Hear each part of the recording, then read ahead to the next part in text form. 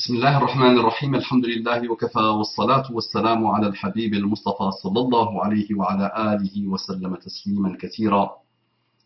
إن الله وملائكته يصلون على النبي يا أيها الذين آمنوا صلوا عليه وسلموا تسليما.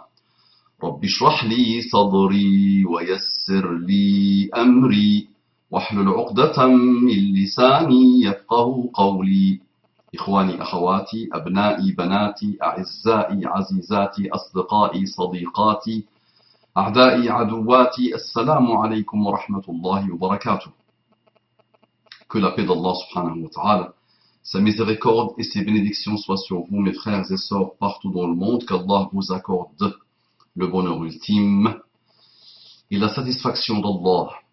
Mes frères et sœurs non musulmans, mes frères et sœurs en humanité, je sais que vous avez d'excellentes valeurs, à vous de les mettre en service de la sincérité, de la recherche sincère, afin de retrouver Allah subhanahu wa ta'ala, retrouver la religion d'Allah subhanahu wa ta'ala, retrouver la parole d'Allah subhanahu wa ta'ala, et retrouver le messager d'Allah subhanahu wa ta'ala, et vous retrouver vous-même, qu'Allah vous accorde la guidée et ses délices. Toujours dans le cadre des miracles de Muhammad sallallahu alayhi wa sallam, et toujours partant du postulat de base, le vôtre, qui dit que Muhammad sallallahu alayhi wa sallam n'est qu'un bédouin qui a existé il y a plus de 1400 ans et qui a inventé, fondé la religion islamique et qui a inventé par la même occasion le Coran.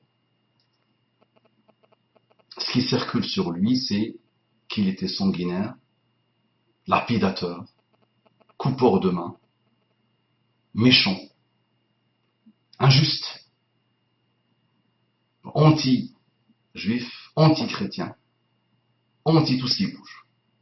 C'est plus ou moins ça le résumé de sa vie, qui a été favorisée par les ennemis de l'islam et par quelques musulmans ratés, ignares, orgueilleux, qui ont trahi le message du prophète Muhammad sallallahu alayhi wa sallam.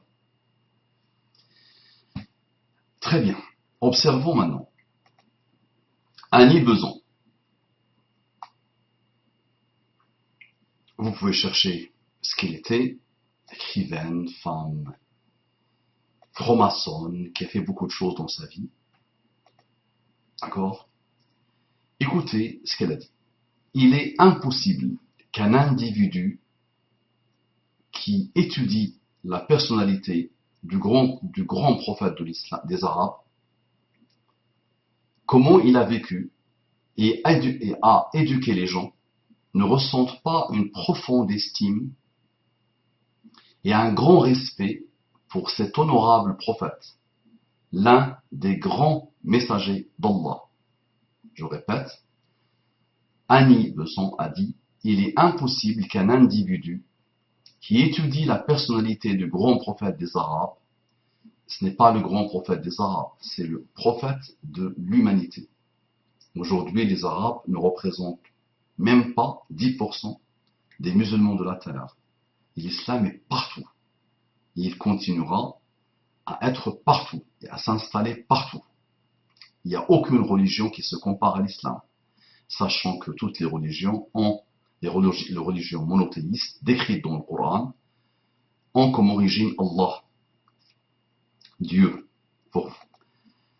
Donc, comment il a vécu et a éduqué les gens ne ressentent pas une profonde estime et un grand respect pour cet honorable prophète, l'un des grands messagers d'Allah, non, le plus grand messager d'Allah, le messager d'Allah par excellence, le dernier, le sceau des prophètes. Une autre parole de Annie Besant: il est impossible pour quelqu'un qui étudie la vie et le caractère du grand prophète d'Arabie, pour quelqu'un qui sait comment il enseignait et de quelle façon il vivait, d'avoir d'autres sentiments que le respect pour ce prophète prodigieux, l'un des grands messagers de l'être suprême. Même si mes discours contiennent bien des choses qui sont familières à beaucoup d'entre vous, chaque fois que moi-même je les relis, je sens monter en moi une nouvelle vague d'admiration, un nouveau sentiment de révérence pour ce prodigieux grand maître arabe. Je répète cette deuxième parole. Il est impossible pour quelqu'un qui étudie la vie et le caractère du grand prophète, sallallahu alayhi wa sallam, du grand prophète d'Arabie, pour quelqu'un qui sait comment il enseignait et de quelle façon il vivait, d'avoir d'autres sentiments que le respect pour ce prophète prodigieux, l'un des grands messagers de l'être suprême, même si mes discours contiennent bien des choses qui sont familières à beaucoup d'entre vous. Chaque fois que moi-même je les relis, je sens monter en moi une nouvelle vague d'admiration, un nouveau sentiment de révérence pour ce prodigieux grand maître arabe. C'est ce qu'elle dit de notre bien-aimé Muhammad sallallahu alayhi wa sallam. C'est ce qu'elle dit de notre bien-aimé Muhammad sallallahu alayhi wa sallam. Elle est née en 1847, année 2 ans, et elle est morte en 1933.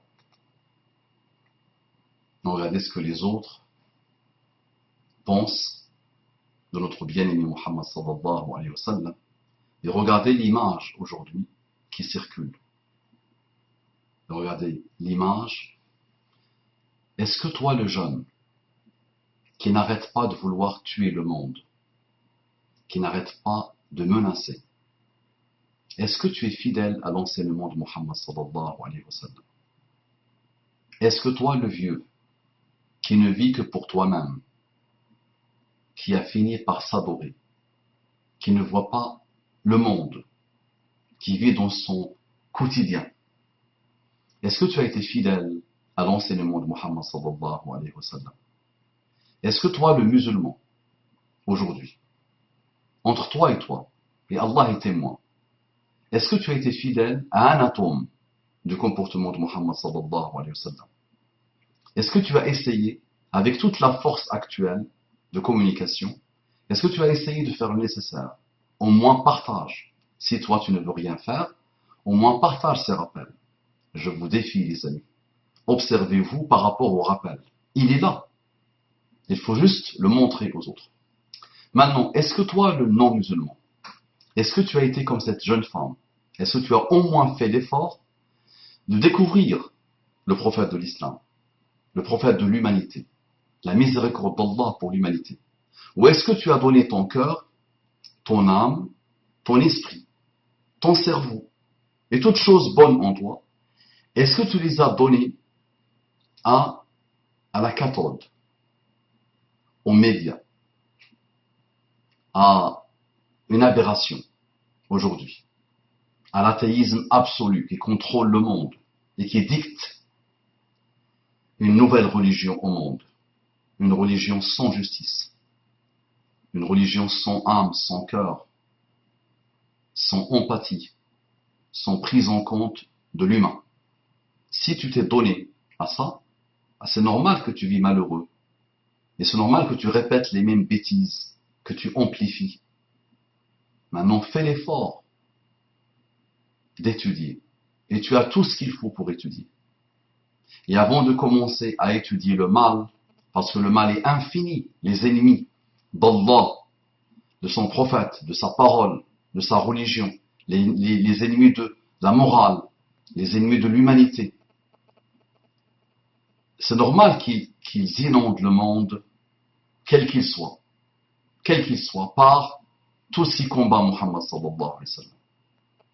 Donc n'avance pas dans ce terrain turbulent. On ne continue pas à avancer dans ce terrain turbulent. Prends ceux qui ont connu Muhammad sallallahu alayhi wa sallam. Étudie d'abord la vie de Muhammad sallallahu alayhi wa sallam. Et tu ne pourras que répéter plus que cette femme. Et plus que tous ceux qui ont fait l'effort de le connaître. Tu ne feras que ça. Et tu tomberas amoureux à l'infini pour lui. Et tu l'aimeras plus que tout. Et tu essaieras de le prendre comme modèle pour t'apaiser et apaiser le monde. Et pour enfin te retrouver. Pour enfin te sentir bien. Pour enfin comprendre pourquoi tu es là. Pourquoi tu es passé sur terre. Je compte sur toi. السلام عليكم ورحمة الله وبركاته.